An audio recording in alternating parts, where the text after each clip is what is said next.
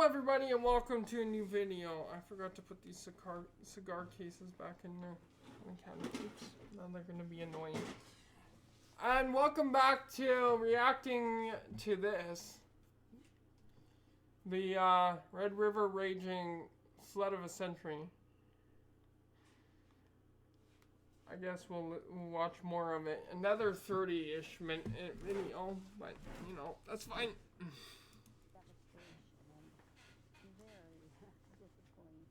One-eighth of the city was underwater. The river just came too quickly. Dikes were breached everywhere. That historic flood made Manitobans determined never to pay such a heavy price again. But it took almost a decade of political bickering before construction began on the massive engineering project called the Red River Floodway. The 47... Oh, there's so much to unpack with that little bit of info there with the Red River Floodway.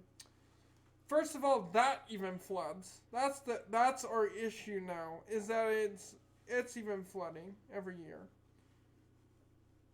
If we go to like Peguis First Nation or a lot of other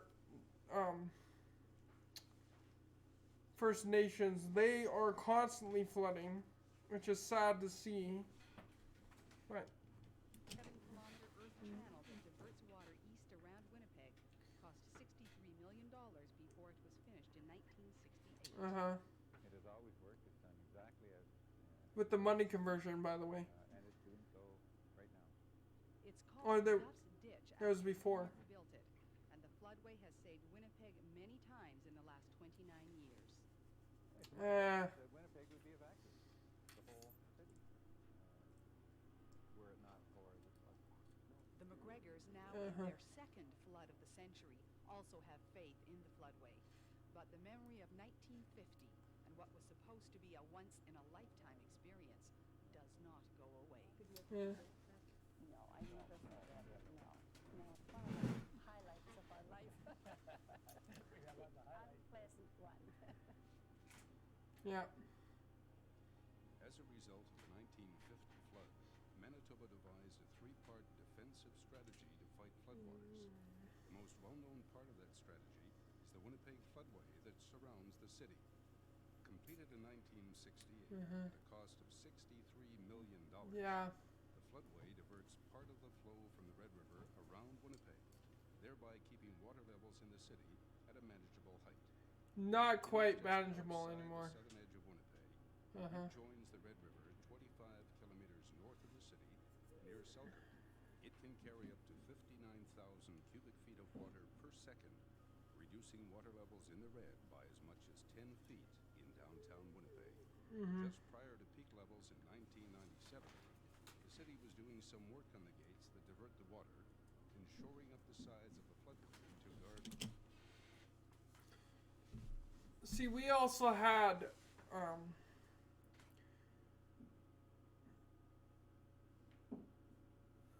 the cat is being annoying again while I'm recording. Anyway, we had a water ferry, and it's no longer running because, you know, we can't prioritize properly, which is annoying, but whatever. But, yeah, that's, so we had a water ferry that made life easier to change a lot of that, which would have to go through the locks at Lockport, Manitoba. So they built a conversion to be able to move boats through. And, I mean, we have a lot of ships in Selkirk. Or they do now, I'm sure.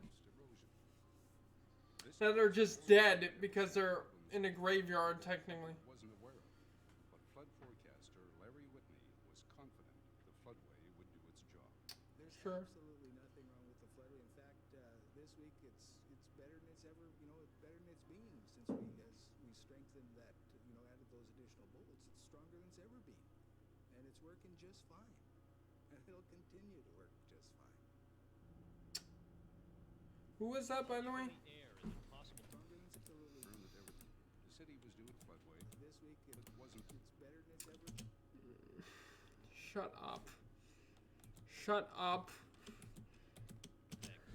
Just a few kilometers south of the city, Highway 75 disappears into the murky abyss. Further down the submerged road, Morris exists as an isolated island fortress against the rising red. This afternoon, the water stretched as far as the eye could see, even from 700 feet up. Winnipeg's defensive trump card, the floodway, is already in the fight of its 30-year life against that advancing army of water. By the time the crest of the red reaches Winnipeg on May 5th, 59,000 cubic feet per second of water will flow through the channel. Authorities are confident it will still protect the city from disaster. I would just like to point out once again, 59,000 within the floodway channel is well within the capacity of the floodway channel. Man, Went to lengths today to put to rest I'm so glad karma bit him in the ass. fears the floodway would be overcome by the massive scale of this year's record-breaking flood. But as flood predictions continually drown in unexpected water levels, city officials concede some numbers might not be trustworthy. I don't think anyone ever indicated that we didn't have a problem. I mean, this is substantially more, and it has been over the last couple of weeks and forecasting, than the 19.1 that we saw last year. City officials say the floodway gates could be opened further, diverting even more water into the channel away from Winnipeg. Do it! Decision would have to be made by the province and hasn't been considered yet. Oh, because they're... Part of the reason for the record flood levels of 1950 could be attributed to the Assiniboine River, which carries water to the red from western Manitoba. But the portage diversion, completed in 1969, was constructed to address this problem. The portage diversion runs from the town of Portage-la-Prairie north to Lake Manitoba, diverting up to 25,000 cubic feet of water per second from the flow of the Assiniboine. The Shellmouth Reservoir also diverts water from the Assiniboine, storing it. We also have an in the aqueduct summer, somewhere. when the flow from the Assiniboine is greatly reduced. The portage diversion and the Shellmouth Reservoir reduce the risk of Winnipeg being hit by floodwaters from the south and the west when the Red and Assiniboine meet downtown at the Forks. Winnipeg has a unique system of measuring the river height. Measurements are taken at the James Avenue pumping station located downtown, not far from City Hall. The water height is referred to in feet James for this measurement. In 1950, the Red River reached 30.3 feet James in downtown Winnipeg. Normal summer levels run around 8 to 10 feet at James Avenue. The primary diking system in Winnipeg runs along the shores of the Red River throughout the city. It protects Winnipeg to 26.5 feet James for the most part, and it's the homes and businesses below the Thanks for level your made up that will be bullshit. shored up with sandbags or mud dikes. The 1997 flood would see the city produce almost 6 million sandbags at a rate of 200,000 per day. And with the water still rising, Winnipeggers worked feverishly to raise and strengthen their dikes. Everybody's looking for the right answers, and they're just hoping that they find the perfect way to do it. It's like a trial. It looks like a carpet and is used mainly in road construction. By the way, I forgot to say again in the beginning of this. Like I said in the last video, all the proceeds, all the money that I make from these reaction videos, so I'm making nothing on these technically. I'm donating to whatever flood relief in all these places. By the way, I'm going to, like I say, put the money earned from this series and the other series for the 98 thing. Or at least, well, any of these where I'm reacting to national disasters, or what they call disasters in general.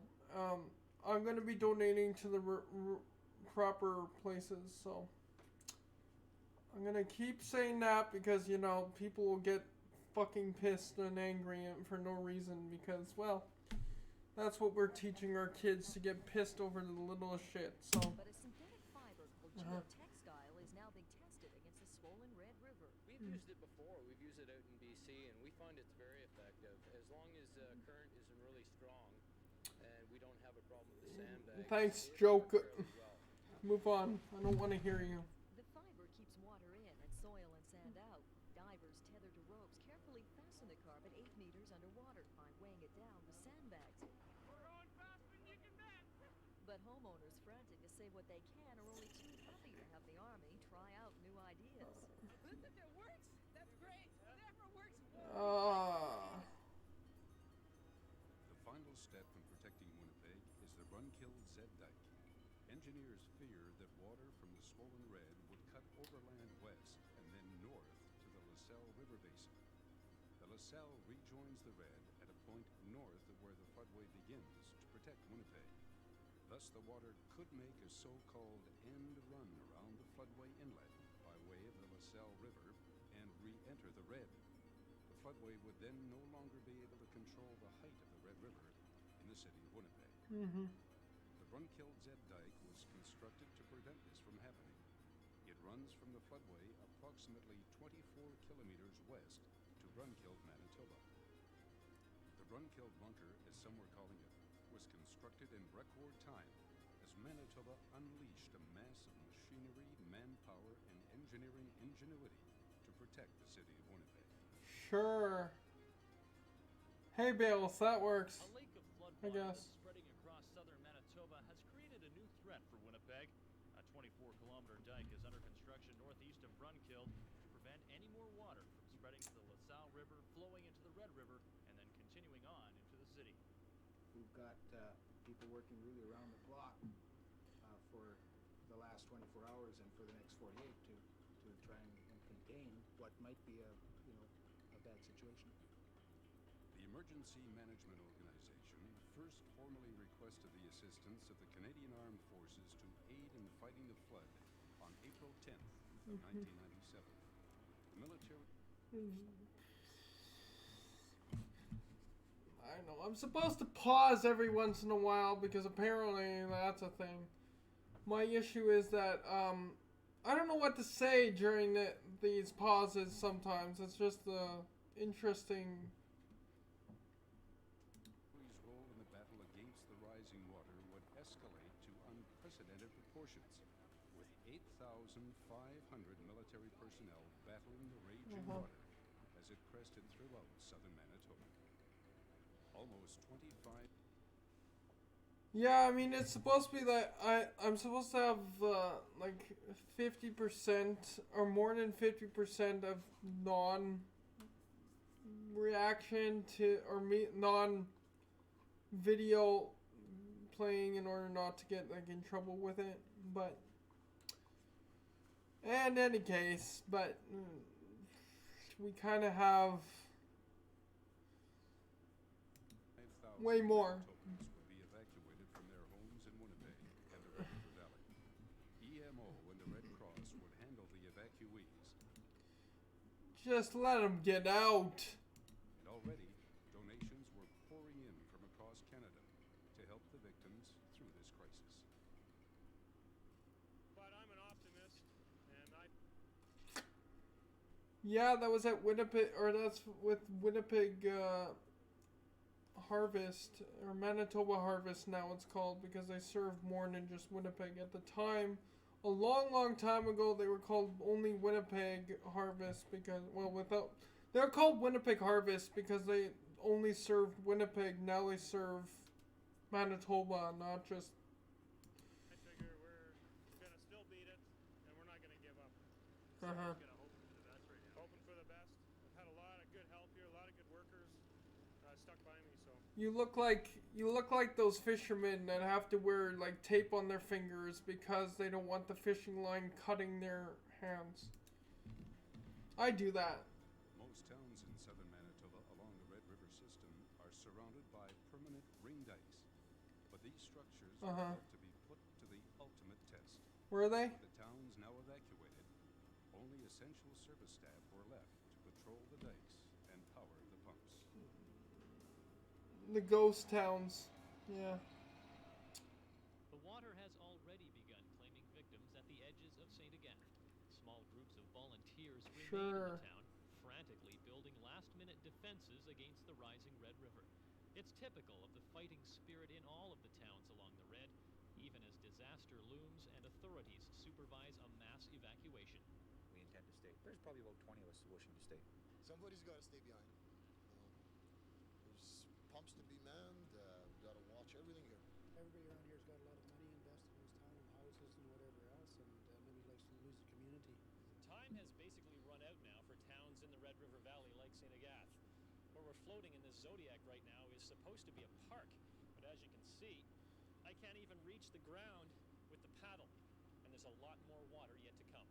So worst case scenario, show me where the water can come up to. You're standing on it. The province conceded today water levels will likely reach its worst case scenario, and the crest expected next week could be half a foot higher if the rains come on Monday as forecast.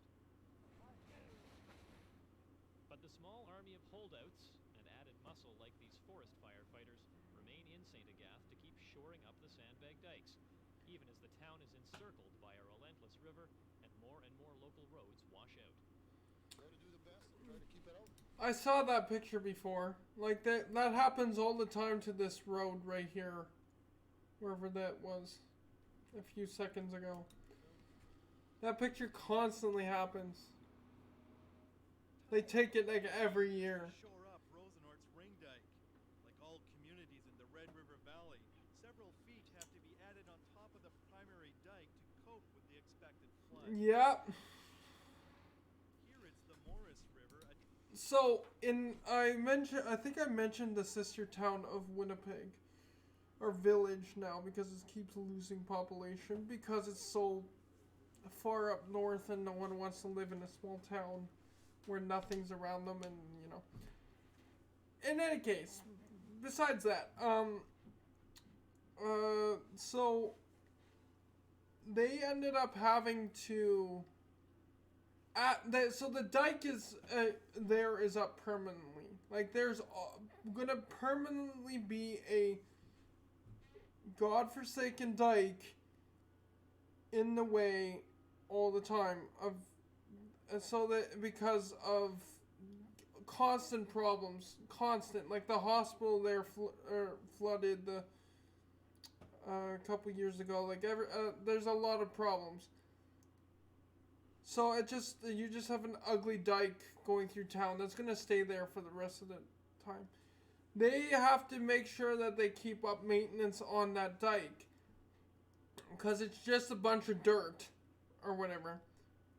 It's a bunch of gravel, dirt, and other shit around covering or making a hill so that water doesn't affect you right away, and they have more time to like be proactive versus inactive. But you just have an ugly hill going through town, and it's gonna stay there permanently. Now the places where it's covering roads and stuff and ways to get in and out and around places, they have that completely open, like, and then when the time comes when floodwaters come up way too high, they close up those ports to get in and out of those areas, so that it's only like one or two buildings getting damaged in one area. Because, well, sometimes it's a lot harder, especially with those old towns having buildings that are discriminated or whatever the words are, falling apart and like abandoned. So some of those get washed away or more damaged or fall apart and then just disintegrate. It's just a sad state of affairs. The issue is that there's a lot of things that happen a lot of the time. But what they won't never mention on these documentaries or even the news at the time is some of these floods that happen on a regular basis are so bad it washes 6 feet of ground away, and you'll see coffins strolling down or rolling down the waves, like strolling down the streets and stuff, just following where the current is going. That's the sad part. It washes away that much fucking dirt that coffins become exposed. Ash boxes fill with water because, well, they don't float. When the ashes turn into like a wet, heavy cement, and then they harden, and then, and if they aren't already from being in the ground in general. I don't. You can put them in Ziploc bags. You can throw them in anything, but they're just gonna. The bags are gonna, leak and water in, and it's just gonna be a bag of heavy, dry or already wet concrete, because it's the equivalent basically.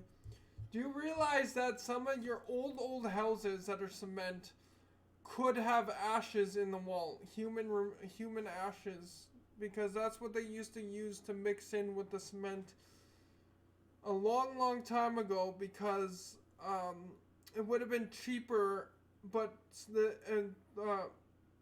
still as sturdy. So never lick cement walls, first of all. In any case, but still, don't, yeah. Tributary of the Red that's overflowing its banks. It's filling up with meltwater, and the Red River is backing it up where it joins at Morris. Uh-huh. The danger with water rising so fast is that it'll trap people behind washed-out roads. A voluntary evacuation has been called in Rosenort. We're going to get children out and seniors and anybody who's not working with manning dikes and pumps and or sandbagging. Good luck. In a scene that's being repeated all down the valley, this family is packing up and heading for higher ground. We're just packing up and getting out. The rumor is the evacuation 3 o'clock tonight, so got to get going. Yeah. And all set up already, so. Good luck. They have to dig out from under huge snowdrifts deposited by the last blizzard before they can even start building their dike. Sandbagging is moving into high gear. As in everywhere, high school students are proving to be a godsend.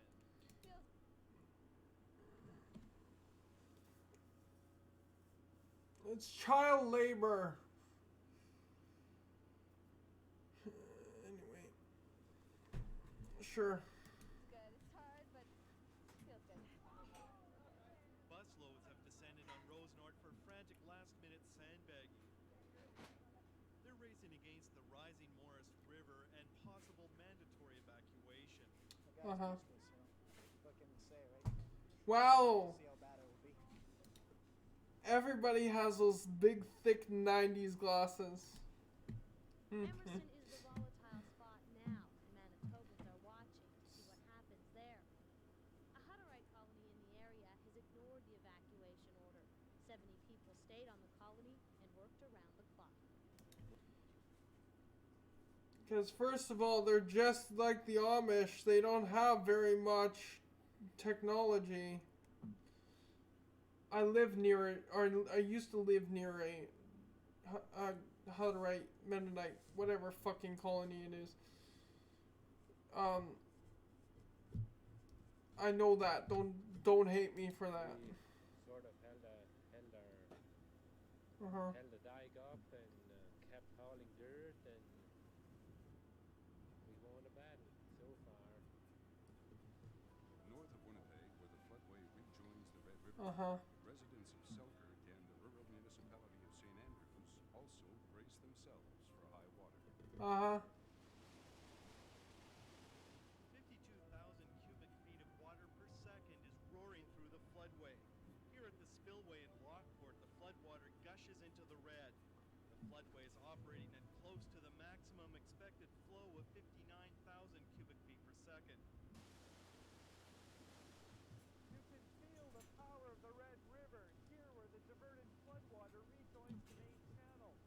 Good news for the people in Winnipeg, not so good for people downstream in Selkirk and beyond. Yeah, where the studio was completely underwater. They thought they had dodged a bullet when the river broke up quickly without any major ice jams. I'd never seen the ice go out so fast as it has this year, so I thought I don't know when this was, by the way. It seems like there was snow on the ground.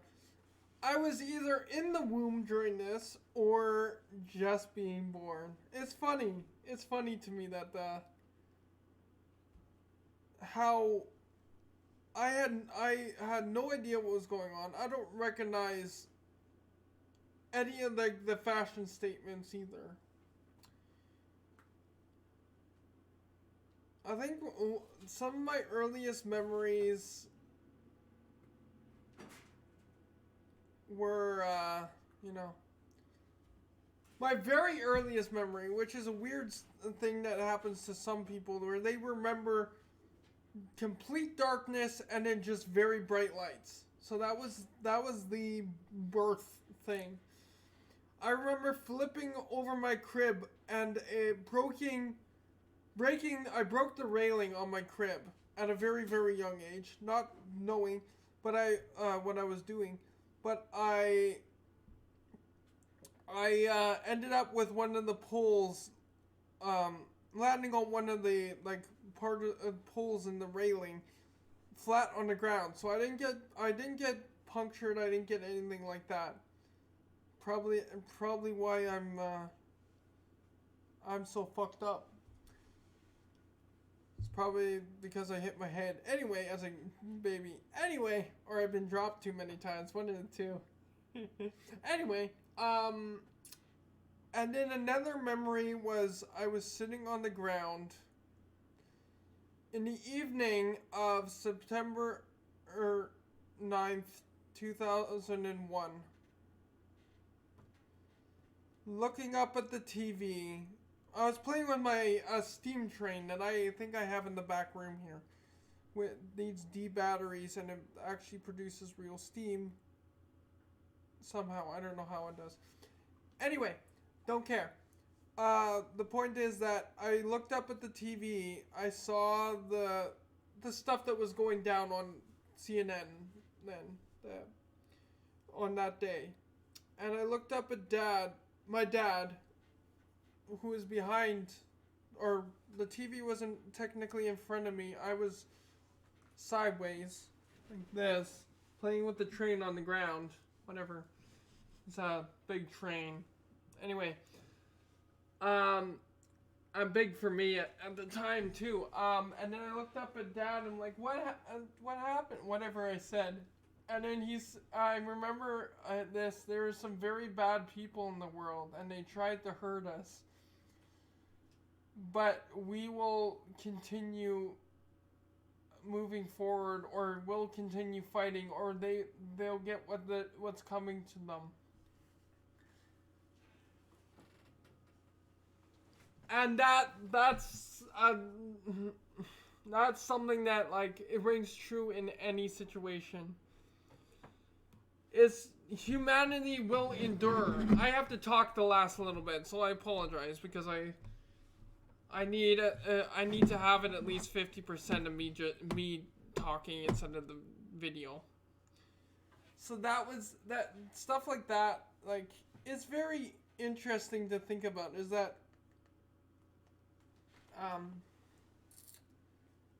you know what I mean? Life will move on after each situation. Like, yes, there might be some deaths in some location or in some situations, but life will move on. I mean, a very famous president ended up taking down the people from 2001, September 9th, that committed those heinous acts on the Western world. But this, I mean, people move on from this. People learn how to counteract the floods. Or the other one, or any new one that we've come across and watch. I mean, we always have and we always will. Humanity is an amazing thing if we put our minds to it and not just start protesting and fighting over it. Anyway, thank you guys so much for watching, and And again, like I say, whenever I react to these, I'm going to send the money to the right charities for each one of these videos in this series, of any of the series that I do on watching this stuff. So thank you guys so much for watching, and we'll see you guys in the next one. Bye bye.